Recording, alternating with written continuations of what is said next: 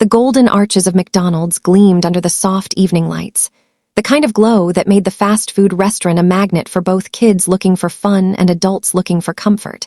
But inside on that particular Friday evening, as families laughed over fries and couples shared milkshakes, there was one girl who sat alone in the corner booth, her tray untouched, her shoulders hunched as if the weight of the entire world rested on them. Her big round glasses sliding down her nose, while she nervously tucked a strand of hair behind her ear every time someone passed by. Because she was the new girl in town, recently moved with her mother after a messy divorce that had left them starting fresh in a new city, and she carried that shyness like an invisible shield. Hopping, no one would notice her, but fate had other plans, because at another table sat a group of 5 teenagers who had earned themselves a reputation not for their grades or talents, but for the way they picked on others to make themselves feel powerful. A gang of bullies led by a tall boy named Brad whose arrogant smirk alone could silence a room. And beside him his friends Lisa, Mark, Troy, and Jenna, each one feeding off the other's cruelty like vultures around a carcass. And when Brad's eyes caught sight of the new girl sitting in isolation, his lips curled into a grin that spelled trouble. "Looks like we've got fresh meat," he muttered to his friends, who chuckled, already anticipating the spectacle. And as they rose from their seats and approached her booth, the girl stiffened, feeling their looming shadows fall over her. "Hey, Four Eyes," Lisa sneered. "You lost or something." "This ain't the library," causing Mark to snicker and shove the girl's tray so her soda nearly toppled over. And the girl, whose name was Emily, whispered a soft, trembling "please stop." But her voice was barely audible, drowned out by the sound of the fryer beeping in the background, and Brad leaned in closer, his presence suffocating. "What's the matter?" "Too shy to speak." "Maybe McDonald isn't for boring little nobodies like you," he said, snatching one of her fries and popping it into his mouth, and his friends roared with laughter, drawing the attention of a few onlookers who chose to look away, because that was easier than standing up to bullies, and Emily's cheeks flushed red, her hands clutching the edges of the table as tears welled up in her eyes. But something deep inside her was brewing, a fire she didn't know she had, because while she appeared fragile, she carried a story no one in that McDonald yet knew, a story that would soon make those 5 bullies regret every word, every laugh, every cruel gesture. And it started when Troy tried to grab her milkshake and spilled it all over her notebook, the notebook she carried everywhere, filled with sketches of dreams and inventions, drawings of machines she wanted to build one day, her safe place. And when the thick strawberry liquid soaked into the pages, Emily's head shot up, her timid eyes replaced by a glare sharp enough to cut glass. "Don't," she whispered, her voice low but steady this time. "Touch my things." And the sudden change startled even the bullies, though they masked it with more laughter. But the room seemed to shift, like the atmosphere had grown heavier, and a few customers began whispering, sensing something about this girl that didn't fit the victim mold. And before Brad could retort with another insult, a voice from behind the counter called out, "Emily, sweetheart. You okay?" It was Mr. Johnson, the manager, a kindly older man who had given Emily her first part-time job at the restaurant.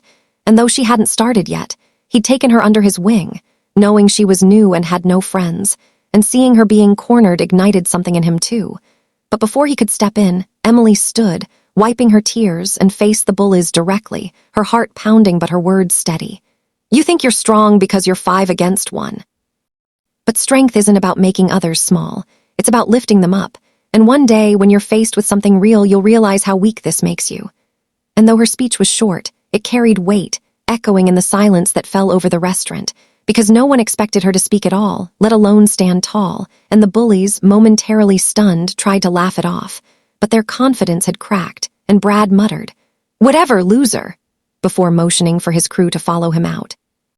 Though the unease in their steps betrayed their bravado, and Emily sat back down, shaken but proud, while Mr. Johnson patted her shoulder, whispering, "Good job, kiddo," and little did anyone know, this was only the beginning, because what happened after that night would spiral into a series of events that would not only humble those bullies, but change the entire dynamic of the town. And Emily's story would spread far beyond those golden arches, proving that sometimes the quietest voices carry the loudest echoes. So if you're enjoying this story so far, and you want to see how Emily turns the tables on her bullies in ways that will shock you, make sure you hit that subscribe button, because Chapter 2 is where everything explodes, and trust me, you won't want to miss it. The following week, McDonald's buzzed with its usual weekend energy. Kids scrambling for happy meals, the sizzling sound of fries filling the air, and families enjoying their casual dinners. But in one corner sat Emily, more confident than before, her sketchbook in front of her as she quietly drew, her mind lost in the world she created with pencil strokes. Yet across the room, the 5 bullies gathered once again. Brad slouched in the booth with his arm hanging carelessly over the side. Lisa twirling her hair while checking her phone, Mark cracking his knuckles to look tough, Troy munching loudly on fries, and Jenna whispering gossip in Lisa's ear. But their laughter was hollow, because ever since their encounter with Emily, they had been restless, haunted by the memory of her words and the way she had stood up against them. A shy girl they thought would crumble like all the others. Yet instead, she had looked them in the eyes and forced them to see the truth. And though they tried to bury the unease with cruel jokes and bravado, the guilt gnawed at them, especially after rumors began spreading through school that the shy new girl had embarrassed the infamous bullies at McDonald's. And suddenly their power didn't feel so untouchable anymore, because kids they used to intimidate were beginning to look at them differently. Not with fear, but with defiance, and the fragile empire they built on cruelty was starting to crack. And Brad, desperate to restore his pride, decided that night he would humiliate Emily publicly, once and for all, but fate had other plans, because as he and his friends strutted toward her booth, ready to strike, they didn't notice the group of local firefighters walking in, or the high school principal who happened to be grabbing a late dinner, or the group of kids from school recording videos on their phones. And when Brad slammed his hand on Emily's sketchbook, sneering, "Still drawing your dumb little cartoons? What are you, 5?" The entire restaurant quieted, eyes darting to see what would happen, but instead of cowering, Emily looked up calm and steady and said, "They're not cartoons, they're designs. Designs for machines that could actually help people. What have you built besides fear?" And her words, sharp as a blade, pierced through the tension, and before Brad could retort, Mr. Johnson, the manager, stepped forward, his arms crossed. "That's enough. I warned you last time, Brad. You don't own this place, and if you can't treat others with respect, you're not welcome here."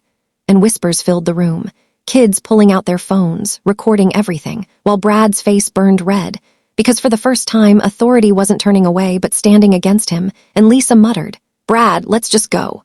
But Brad, too consumed by pride, shoved Emily's sketchbook off the table, scattering pages across the floor, and the drawings fluttered like wounded birds. Landing near the feet of the principal, who bent down, picked one up and studied it, his eyes widening. "Emily, did you draw this?" he asked, and Emily nodded nervously. "Yes, sir."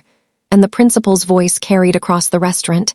"These are incredible engineering-level concepts. You've got talent far beyond your age." And the crowd murmured in awe as Emily's face flushed with both pride and embarrassment. But Brad felt his power slipping, and before he could act out again, one of the firefighters, tall and broad-shouldered, stepped forward, picking up another drawing. "You know, something like this could actually save lives in emergencies. You've got a gift, young lady." And suddenly the entire dynamic flipped, Emily elevated from target to admired prodigy, while the bullies stood frozen, exposed in front of everyone, their cruelty outshone by her brilliance, and Mark shifted uncomfortably. Jenna avoided eye contact, Lisa's confidence cracked, and Troy muttered, "Man, let's just stop." But Brad, stubborn and seething, tried one last time, yelling, "She's just a loser with a notebook. None of this means anything." But the words sounded weak, even to his own friends, and before he could continue, the principal said sternly, "Enough. Brad, Lisa, Mark, Troy, Jenna, you 5 will be facing serious consequences for your behavior, both here and at school. Bullying ends now." And the weight of those words crushed them, their arrogance collapsing as whispers turned to judgmental stares, the entire restaurant watching their humiliation unfold. And Emily, though her hands shook, felt a warmth in her chest, not from vengeance, but from justice, because for the first time, she realized she wasn't powerless. Her voice and her gift had power far greater than their insults. And as the bullies shuffled out, heads hung low, their phones buzzing with notifications of videos already spreading online, Emily gathered her pages with trembling fingers, but this time, customers helped her, handing back sketches with kind smiles, one woman saying, "You're going to do great things," and another whispering, "Don't ever stop drawing." And Emily's eyes filled with tears, not of sadness, but gratitude, because in one night her story had shifted from prey to inspiration.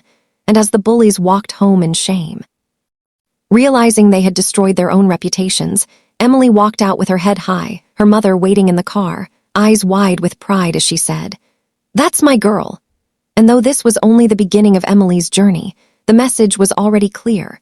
Cruelty may seem powerful, but it collapses when faced with courage, kindness, and truth.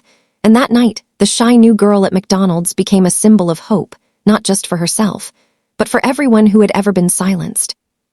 Proving that even in the unlikeliest of places, heroes are born not from strength, but from standing tall when it matters most.